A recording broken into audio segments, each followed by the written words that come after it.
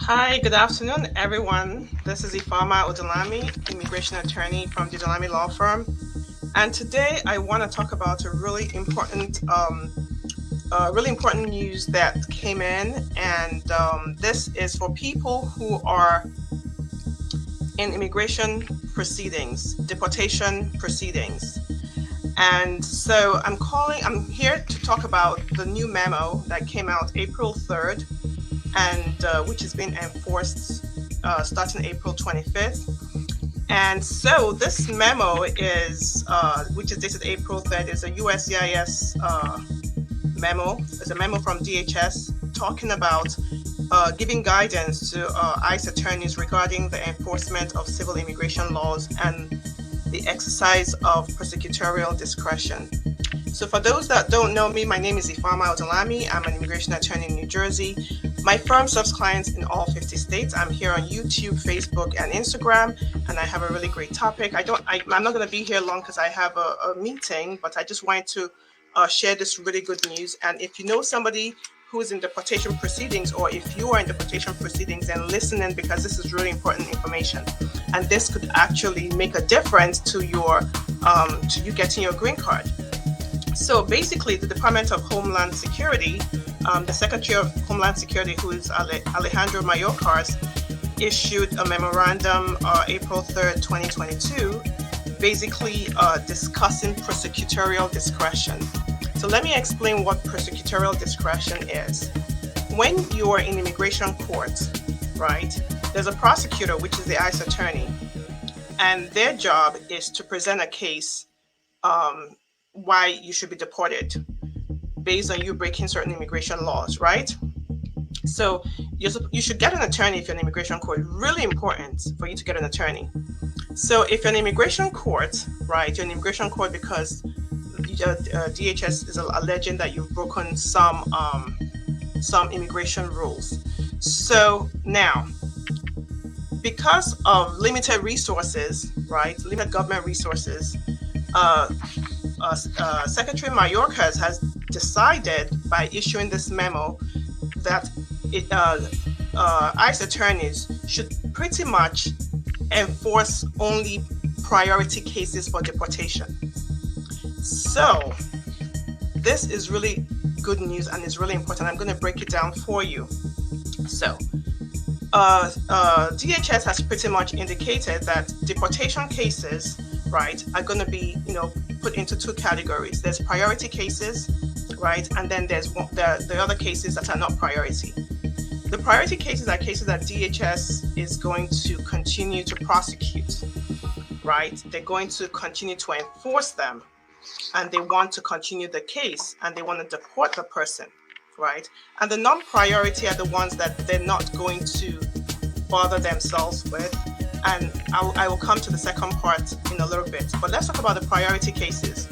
Now, the priority cases that DHS ICE attorneys are going to continue to enforce are cases of threats to national security.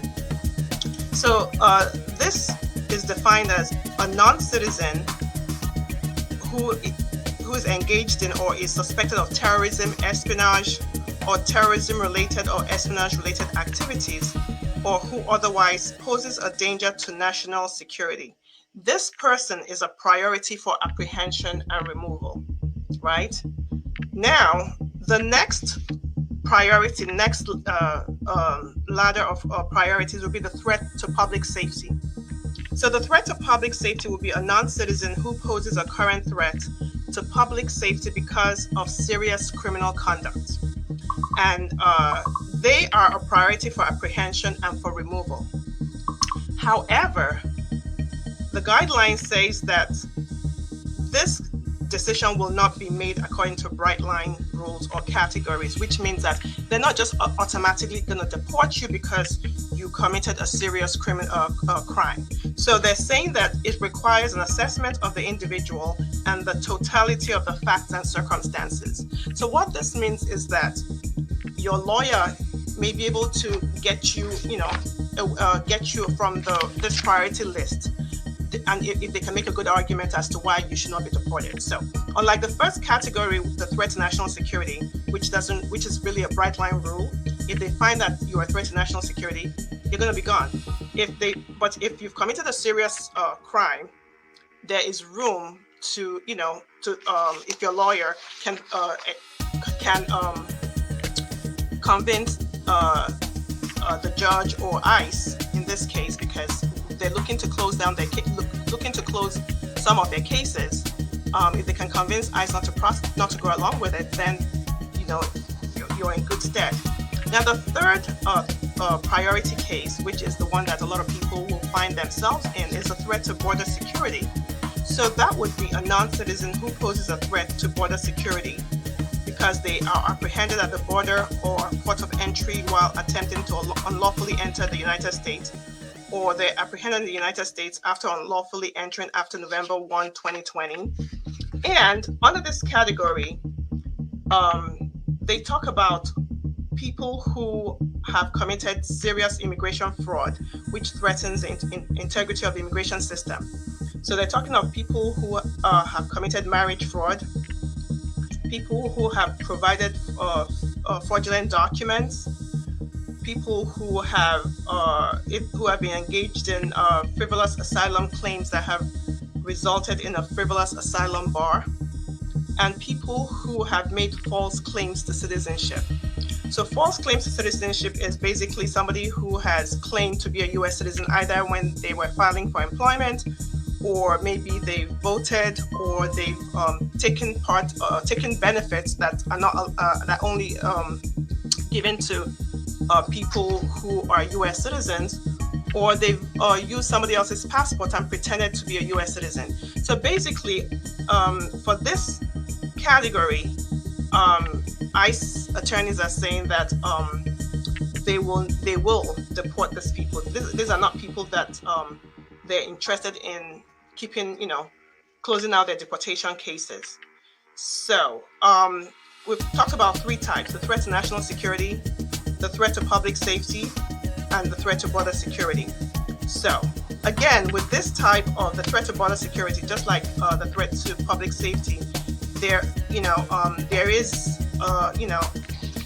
is some flexibility with regards to whether an attorney can convince ICE attorneys that they should not proceed with deportation, except for the four categories I mentioned, which is the marriage fraud, the asylum bar, false claims to citizenship, and all that. Basically, for those sections, ICE is saying that they're not interested in closing out the removal proceedings. So let's talk about the people who are in the non-priority group. That's pretty much anybody else. So if you're somebody who is in immigration proceedings and you're not a threat to national security, you're not a threat to public safety, right? And you're not a threat to border security, and you're in immigration proceedings, basically this guideline is saying that ICE should consider removing this case, closing these cases out, because the government wants to prioritize the people who are in the priority list. So the non-priority list are people who you have a removal order, but you're eligible to adjust status, maybe because you're married to a U.S. citizen, or you have a child that's a U.S. citizen, or you have a VAWA case, or a special immigrant juvenile matter case, or a T visa case, or a U visa case. You have another way you're eligible to adjust your status because you have an alternative relief, but you happen to be in immigration court. So if this is you, what this memo is saying is that your case could be closed out, and you may be able to proceed to get your green card, right? So a lot of my clients are in this category of people who are in removal, but they're able to adjust their status because there's a relief available to them. So if you're one of these people, call my office. We can assist you. There's also another group of people who are not eligible to adjust status because of the way they came in. Maybe they came in through the border, so they cannot adjust their status here, or because they have unlawful presence. So those people need to file a waiver.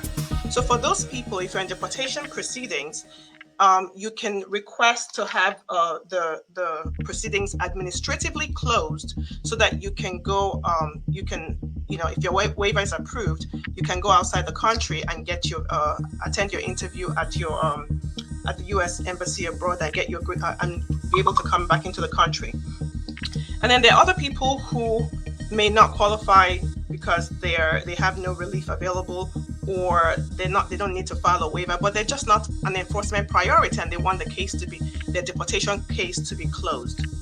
That's also something that can be done based on this memo. So this is really, really, really great news for people who are in deportation proceedings. And if you're not sure if you would qualify, then talk to an attorney, because there's some people that want to be in removal proceedings because they can get a green card. For instance, if you have an asylum case and you're in removal proceedings with a defensive asylum case, you don't want to close your deportation proceedings because you're going to get a green card, hopefully, through that process. So, hi Clark. Our phone number is 973-993-1900. Hi Rachel, how are you? Thank you guys for tuning in. I wanted to do this really quick because I have a meeting at 1:15, but I had just read, skimmed the memo really quickly just so I could give you guys this information, because if you can get out of deportation proceeding and it helps you, you should. And this is a good time to do that because according to American Immigration Lawyers Association, AILA, the ICE is looking to close as many as 700,000 cases. So don't be left behind. We can assist you. My office does this all the time. We've assisted many people in terminating we filed a joint motion to terminate the removal proceedings, and they're able to get their green cards once they get out of removal proceedings. Again, the number to call us is 973-993-1900, or you can go to my website, www.odunlamilaw.com, and you can self-schedule to talk to me to see whether you may qualify.